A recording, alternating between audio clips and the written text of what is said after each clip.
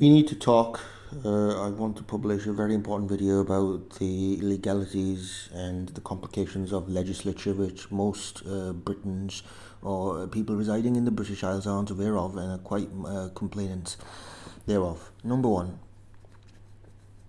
the fallacy of Admiralty law and its applications in the British society. Number two, definition of common law and how is it different from Admiralty, American Federal Bureau Admiralty law. Number three, how a federal bureaucratic state is different from a monarchy. Most people should know this by now because everyone seems to be Americanized. Everyone seems to speak from an American perspective, which I hate because England isn't America. America is a liberated form of is a revolution against the British monarchy. Number one,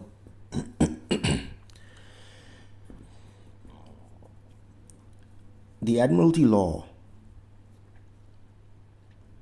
Admiralty maritime law, is for channeling the course, fluidization of sea trade via mercantile ships, and it involves the taking, import-export of goods, loading and unloading of goods, insurance cases between different sea liners, crashes, accidents.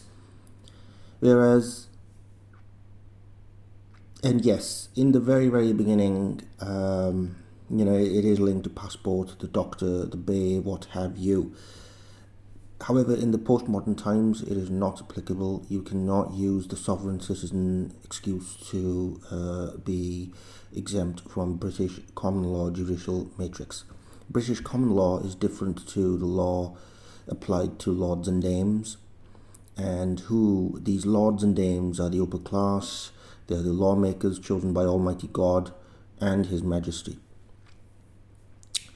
The British common law applies to everyone except for lords and dames and those in the British monarchical matrix. That is the essence of a monarchy. We are British citizens, residents in a monarchy. We are commoners resident in the British monarchy, United Kingdom and other territories, the British Isles, all the way from Shetlands to Isle of Man, Portsmouth and Plymouth. Why council tax is mandatory? Because it is incumbent upon the commoners to pay all salutations unto the crown as and per required, as and when required. Differences between a federal bureaucracy, presidential federal bureaucracy versus a civil common law monarchy.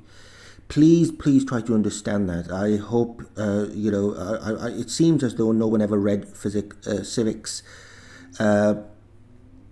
Civics is no longer taught in schools, and it is very important to learn the bureaucratic, societal, county, provincial, administrative, political infrastructure of the British Isles, which most people don't. They watch movies, and hence to juxtapose American terminology onto British societal framework.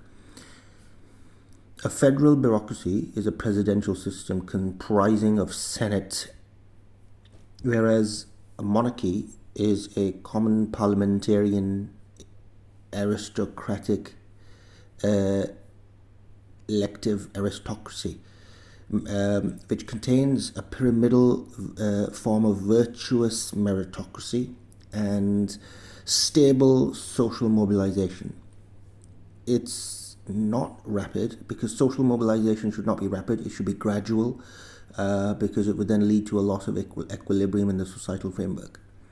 People should move up classes, but only if they prove their worth and mettle.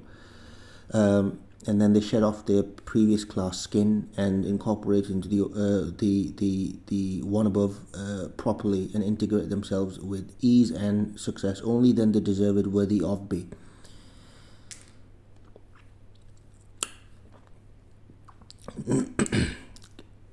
British legislature is very different to American federal bureaucratic system, which is presidential in nature. British system consists of elective aristocracy, virtuous meritocracy, welfare system, and monarchic partition between lords, dames, the upper class versus the commoners.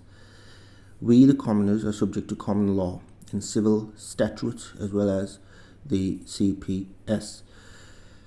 So I'm clarifying this. If you have any questions, don't hesitate to contact me.